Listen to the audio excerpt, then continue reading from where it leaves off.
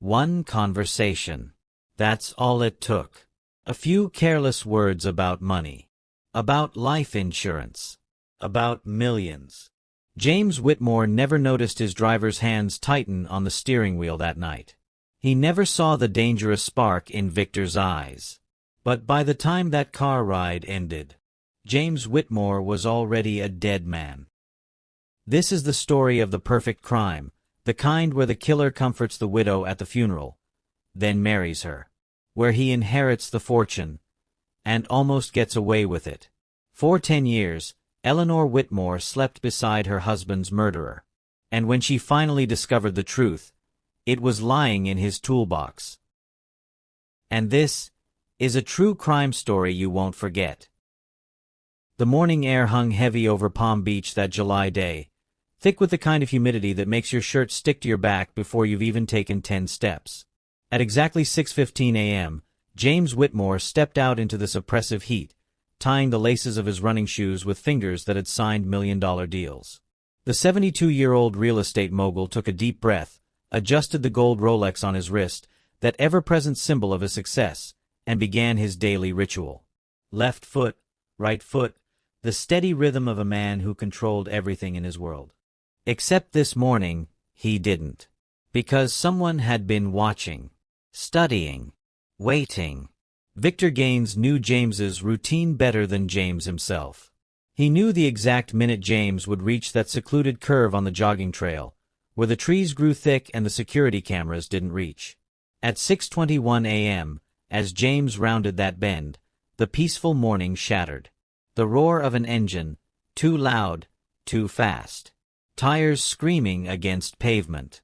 Then that terrible sound, the sickening thud of flesh meeting metal as James's body was thrown like a rag doll across the path. But this was no accident. The car door opened. Footsteps crunched on gravel, deliberate, unhurried. James lay broken, gasping, his breath coming in wet, ragged bursts. The last thing he saw was a familiar face leaning over him. Not a stranger. Not some random hit-and-run driver. The face of someone he knew. Someone he trusted. The last sound James Whitmore ever heard was the click of a tire iron being lifted from a trunk. When the police arrived hours later, they noted all the usual details. Skull fracture. Massive trauma. A classic hit-and-run, they assumed.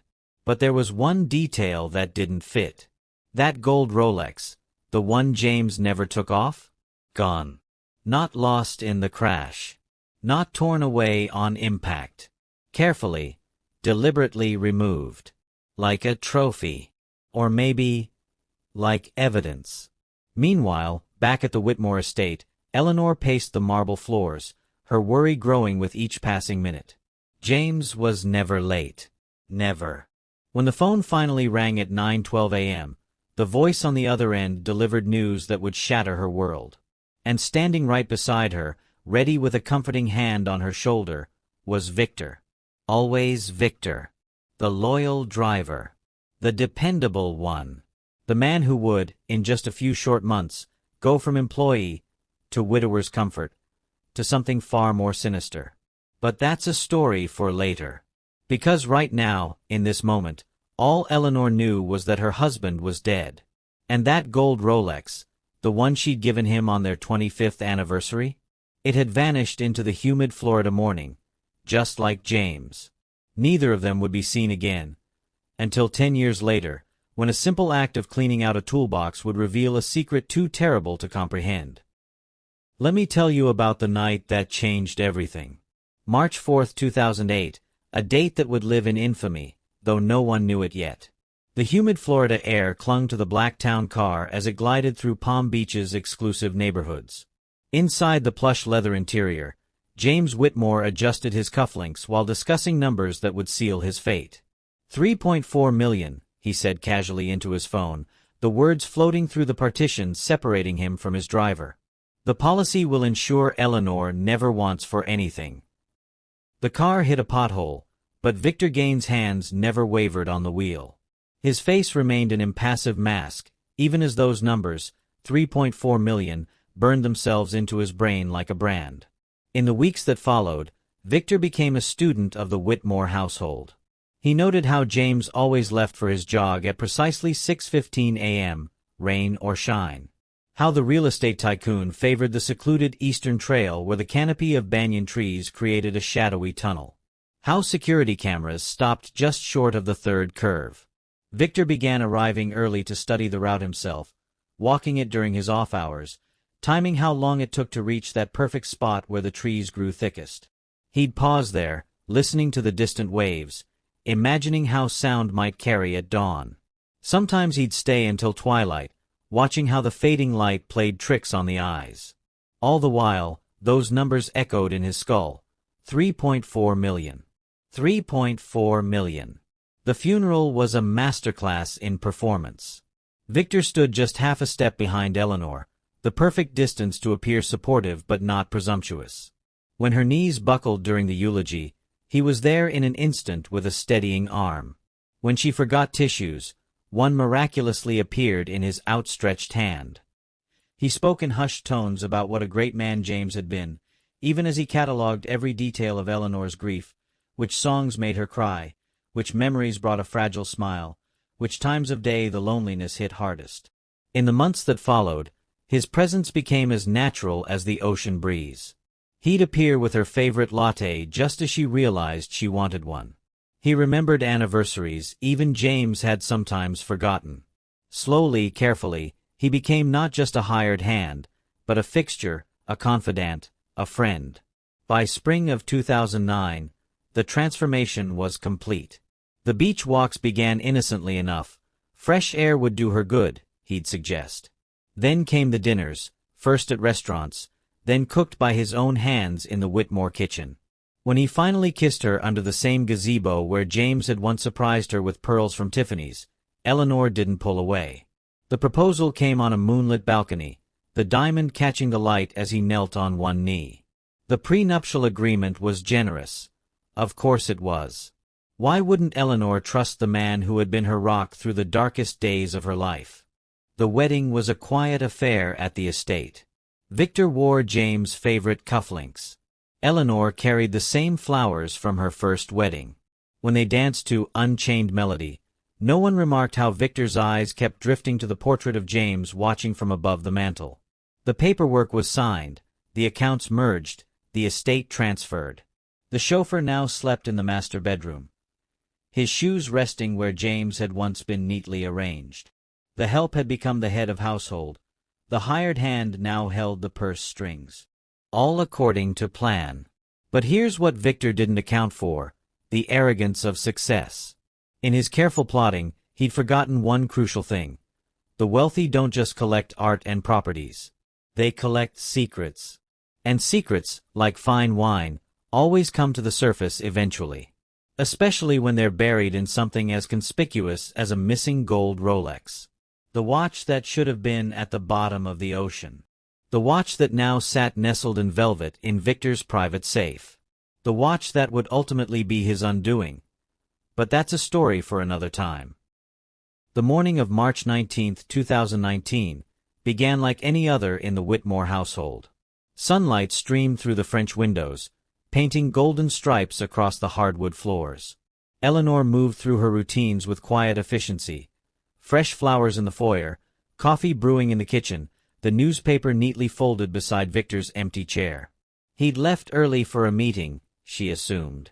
Or perhaps he was working in the garage again, tinkering with that old motorcycle he'd recently become obsessed with. The garage. That's where this story takes its final, chilling turn. Eleanor hadn't meant to pry. She was simply looking for a screwdriver to fix a loose cabinet handle. The garage was Victor's domain, a space she rarely entered, filled with the scent of motor oil and polished metal. She moved past his workbench, past shelves lined with meticulously organized tools, toward the red toolbox in the corner. The moment her fingers brushed the cold metal latch, something in the air shifted. A stillness. A silence that felt too heavy. The toolbox opened with a reluctant creak, revealing wrenches, pliers, and there, nestled between a coil of wire and a greasy rag, something that didn't belong. Something that stopped her breath mid-inhale. Gold. Scratched, dented, but unmistakable. The Rolex. James's Rolex. The one he'd worn every single day for 20 years. The one that had vanished the morning he died. Eleanor's hands trembled as she lifted it, turning it over in her palms. The cracked face. The torn leather band. The tiny engraving on the back. To J, forever. E. Her own handwriting staring back at her like an accusation. Time seemed to fracture. The garage walls closed in. That watch had been on James's wrist when he kissed her goodbye that final morning. She'd fastened it for him herself, her fingers brushing his pulse point one last time. And now here it was, hidden away like a dirty secret in her second husband's toolbox. Memories came rushing back. Victor's strange behavior in the days after James's death. How he'd been unusually late returning home that morning. How he'd washed his car with frantic intensity later that afternoon. The way he'd avoided looking at James's portrait in the hallway for months. Pieces of a puzzle she hadn't known she was assembling suddenly clicked into place with terrible clarity. Across town, in a dimly lit interrogation room, Victor Gaines sat very still. The detective slid the Rolex across the table, the sound of metal on metal unnaturally loud in the small space. For a long moment, Victor simply stared at it, his expression unreadable. Then, something inside him broke. His shoulders slumped. His carefully constructed mask crumbled. "I just wanted what he had," he whispered, the words slipping out like a confession dragged from the depths of his soul. And what had James had? Everything. The money, the mansion, the respect. The beautiful wife. The perfect life. Victor had spent years watching from the sidelines, driving James to meetings where fortunes were made, standing silently as millions were discussed like pocket change. He'd opened doors, carried bags, nodded politely, all while resentment festered like an untreated wound. That night in the car, when James casually mentioned the $3 million insurance policy, something inside Victor had snapped. The plan formed slowly, meticulously. The perfect crime. But perfection is an illusion. Victor had been careful, yes. He'd waited patiently, played the grieving friend, the devoted new husband. He'd hidden the watch where no one would think to look, or so he believed. What he hadn't accounted for was the persistence of truth. The way it lingers in quiet corners, biding its time, waiting for one careless moment, one unlocked toolbox, to come screaming back into the light. Eleanor stood in the garage, the watch clutched in her shaking hands, the weight of 10 years of lies pressing down on her. The man she'd shared a bed with, the man she'd trusted with her heart and her fortune, was the same man who'd left James broken and bleeding on that jogging trail. The realization was a physical pain, sharp and sudden, like a knife between the ribs. Somewhere in the house, a clock chimed. The sound echoed through the empty rooms, marking not just the hour, but the end of an era. The end of a lie. The beginning of justice. And as for Victor? He sat in that interrogation room, staring at his reflection in the one-way glass, finally understanding the fatal flaw in his perfect plan. You can steal a man's watch. You can steal his life, his wife, his fortune. But time always catches up with you in the end. The photograph sits on the mantel now, collecting dust. Eleanor couldn't bring herself to take it down, not because of sentiment, but as a reminder. In the silver frame, she and Victor smile on their wedding day, his arm around her waist, her head tilted toward his shoulder. They look like any other happy couple. That's what chills me the most. There are no red flags in that picture. No warning signs in Victor's eyes. Just a man who looked like he'd won the lottery. Because in many ways, he had. Think about it. For 10 years, Eleanor shared meals with this man. Laughed at his jokes. Let him hold her when nightmares woke her at 3 a.m., nightmares about James's death that Victor himself had caused. She slept soundly beside the person who'd left her first husband's body broken on that jogging trail. The same hands that changed her car tires had once gripped a tire iron slick with James's blood.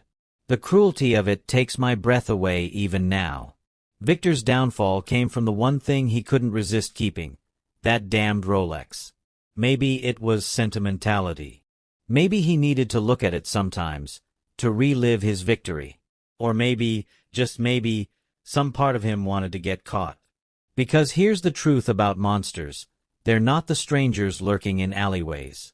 They're the people who pour your morning coffee, who remember your favorite flowers, who kiss you goodnight before turning out the light. As the cell door clanged shut behind Victor, Eleanor faced an impossible question. How many of her memories were real? That trip to Paris? Victor's tears at their wedding when he vowed to cherish her? The way he'd held her hand at James's memorial service? Were any of those moments genuine, or was she just another piece on his chessboard? That's the true horror of this story. Not the murder, not the betrayal, but the realization that you can never really know another person's heart. If you found this story important, share it. Let more people see what really happens. And if you want to hear more true crime cases like this, hit that subscribe button. There are more stories out there, some waiting to be told, others still unfolding. This was Vic's True Crime Stories. See you next time.